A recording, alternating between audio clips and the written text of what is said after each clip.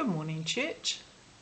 I'd like to start my message today by telling you a story, an intimate story.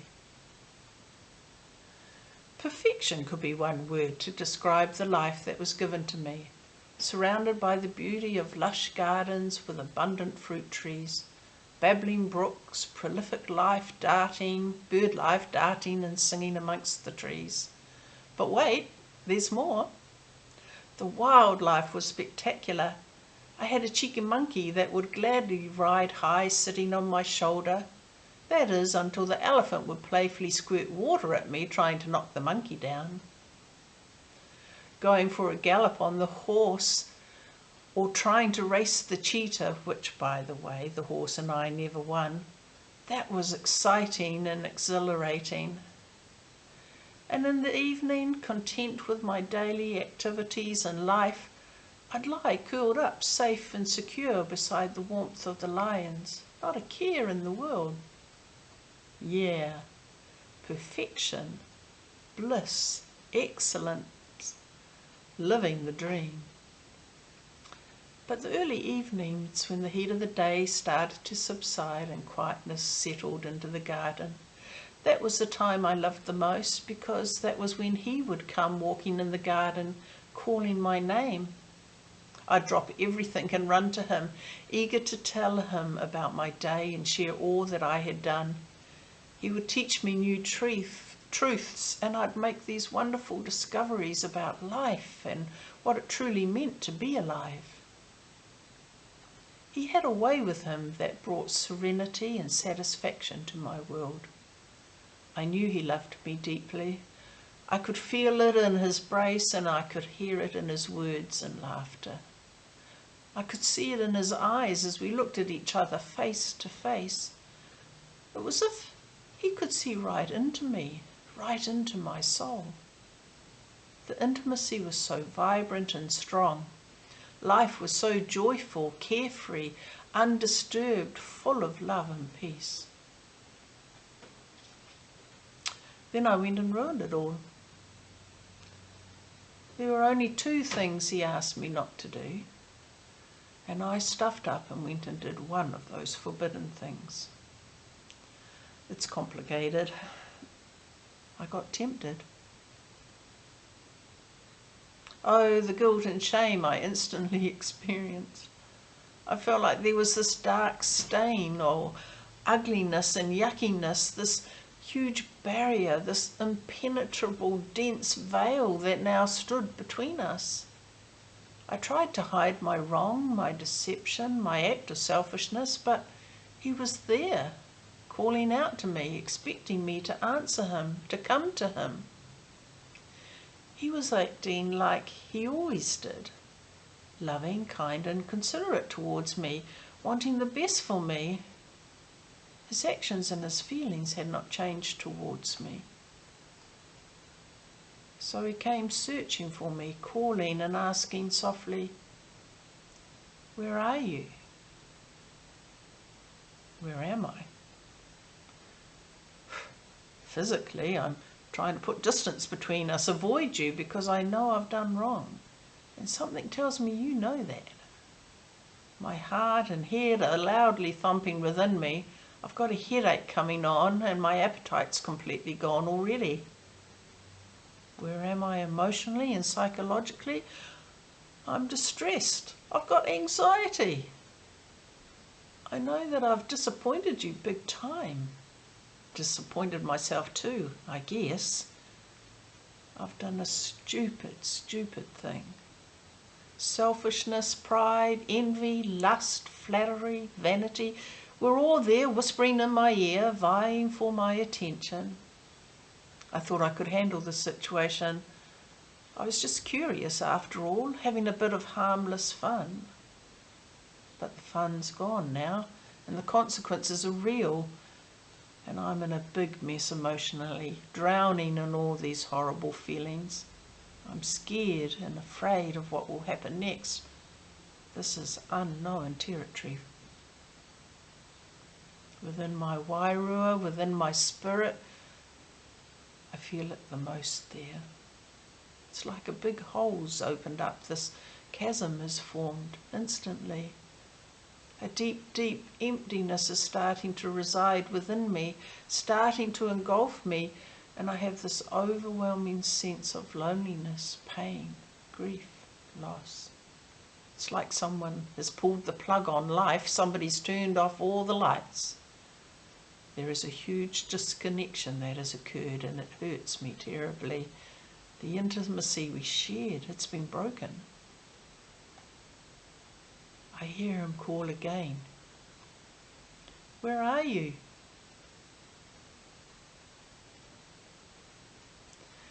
We will continue that story a little further on. But I want us to pause and to reflect today on the topic of intimacy with God. Did you know that the God of creation made us so that together we could share a close and intimate relationship? We are the only beings he created that are created in his image. Such was his love for us. So what is intimacy?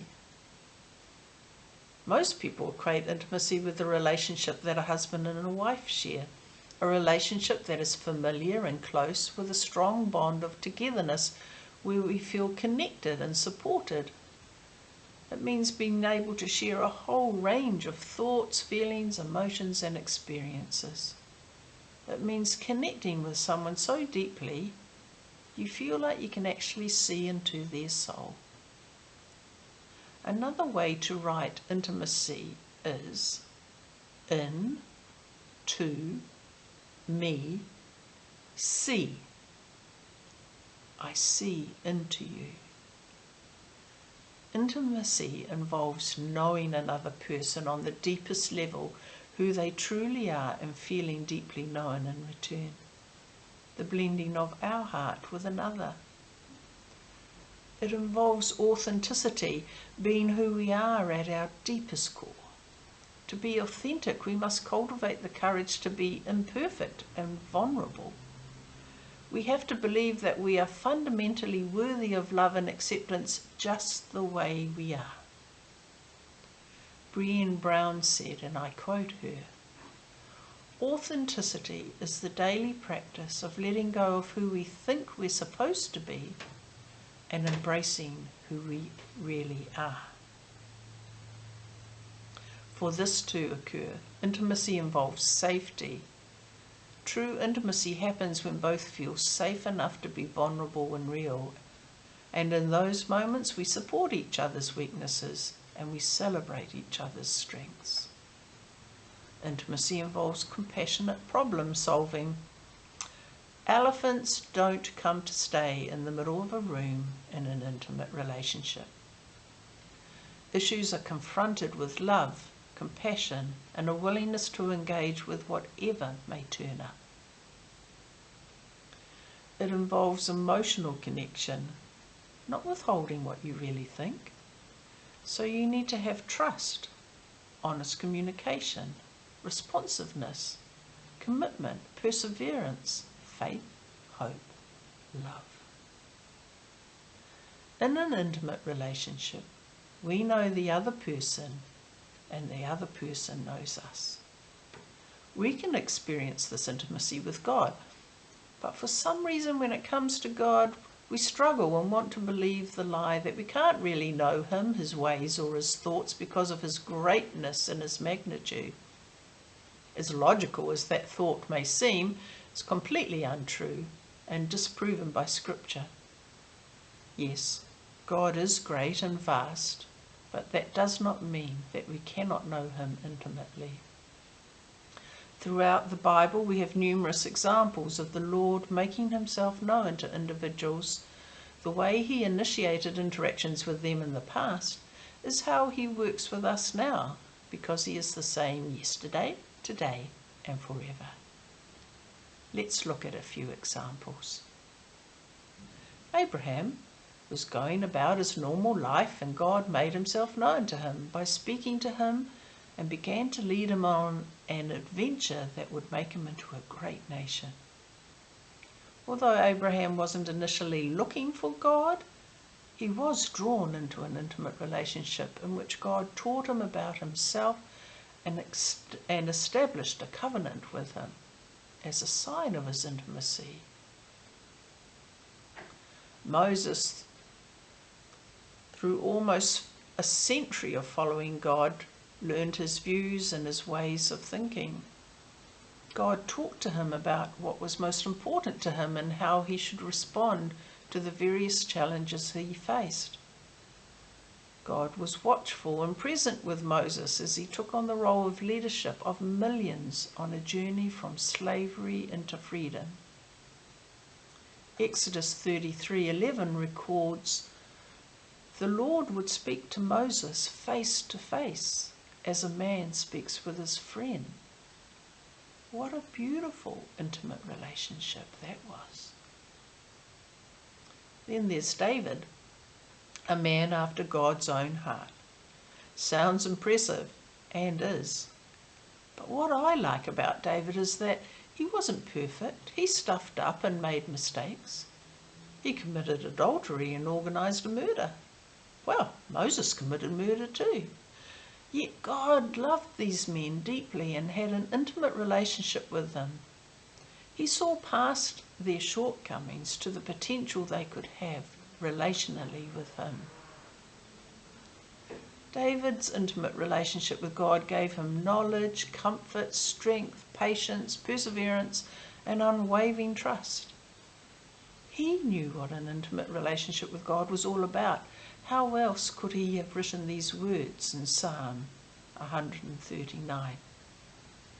Listen as I read some of these verses to you in the Passion Translation. It says it pretty good.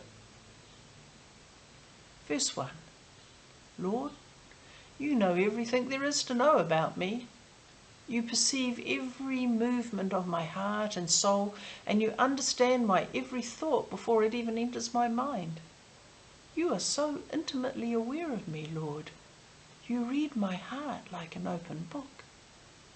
Verse 5. You've gone into my future to prepare the way, and in kindness you follow behind me to spare me from the harm of my past. You have laid your hand on me. This is just too wonderful, deep and incomprehensible. Your understanding of me brings me wonder and strength. David continues in verse 10, wherever I go, your hand will guide me, your strength will empower me. How thoroughly you know me, Lord. Every single moment you are thinking of me, how precious and wonderful to consider that you cherish me constantly in your every thought. The Bible is a book full of the intimacy and love of God towards us, if only we would read it. How long would you allow a letter from a loved one that you were separated from to sit unopened? Not a second. Yet how long do we allow the Bible, which is full of God's declaration of love to us, to sit unopened and unread? His words of love will keep our hearts entwined with his if we read it.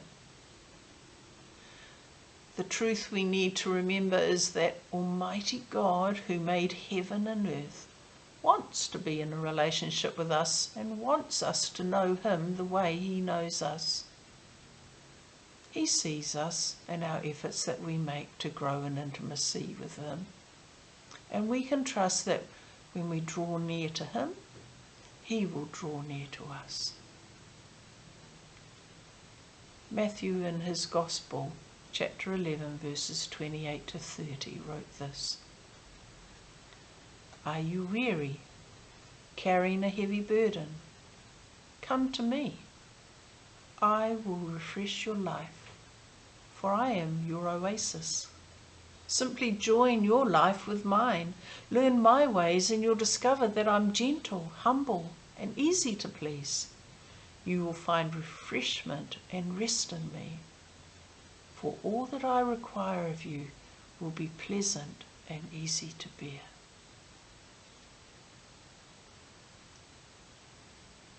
Let's continue with our story.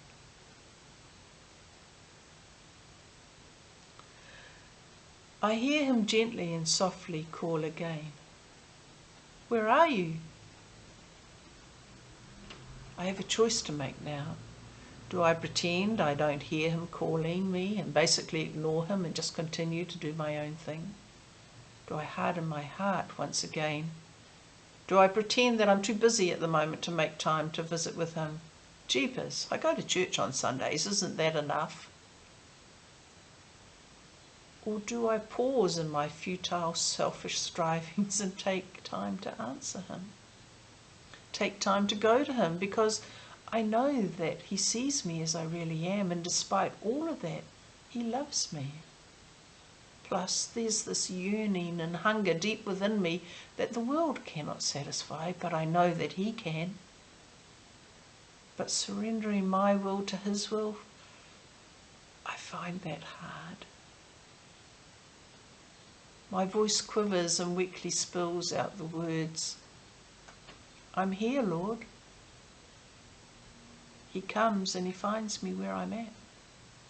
I feel his presence. It's such a powerful, strong presence, terrifying, and yet at the same time gentle, warm, compassionate, and I feel safe. I love the way that he never forces himself upon me, but just quietly waits to be acknowledged and heard. I struggle to look at him face to face, to make eye contact, because he is so good and I'm so bad and unworthy.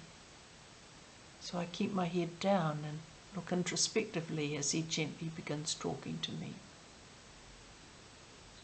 He reminds me he has loved me since the beginning of time. He reminds me that my name is engraved on the palm of his hand so that he will never forget me. He promises to never leave me or forsake me, but to love me with an everlasting love. He retells how he has redeemed me and paid an incredible price so that I need not be alone and cut off, but can be a part of his royal family. He lavishes his love upon me who broke his heart and caused so much pain and suffering by turning my back upon his ways. I begin to quietly weep and through my tears pour out my confession of remorse and let him know how sorry I am for all my stuff-ups and mistakes that I've made. I know in my heart of hearts that I still love him, but maybe this is too big to forgive, to repair. My child, turn to me. Look at me, he gently requests. Hesitantly I obey and at a snail's pace turn to look at him face to face. My eyes slowly travel upwards from the ground at which I had been staring intently. He stands with his arms open wide in a welcoming embrace. His strong shoulders and hands could just pick me up and carry me. I see his strong jawline, the soft curve of his mouth smiling at me with warmth. And then I behold his eyes and look full into his wonderful face, and the things of earth, the worries, fears and concerns, all grow strangely dim in the light of his glory and grace. He sees me and fully knows and loves me. I bathe luxurious in the love I see and feel coming from him. O foolish heart of mine to think that it would be any different. O stubborn pride of heart that stopped me from coming to him, to be spending time with him sooner. Oh, that deceitful lies I listen to from others who are entrenched in worldly practices. Why did I tarry in misery, lost in the world of fear and lies? His words shall not fail me, he promised, for they are truth and light and life. I willingly now step into his embrace, and he wraps a cloak of righteousness around me, which covers the ugliness of my sin, and rightly restores, renews, and brings reconciliation to our broken relationship. Peace, perfection, love, and intimacy is regained in this action, and it is well with my soul. We begin to talk together. He pours his goodness into me, rebuking me gently, teaching me, guiding me, answering all my weird questions and calming my fears, hearing my concerns, comforting and empowering me to walk in obedience to his will and direction for my life. Time just flies by. Timidly I inquire, "Can I meet with you tomorrow and spend some more time with you?" "Oh, I'd love that, my chosen one," he replies. "Today, tomorrow, and the day after that, I am always here for you."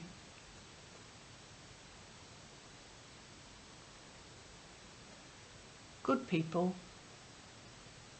Jesus is calling you because he wants to be in an intimate relationship with you, wants to be your sufficiency, joy and love. Do not ignore him when he calls out. Where are you?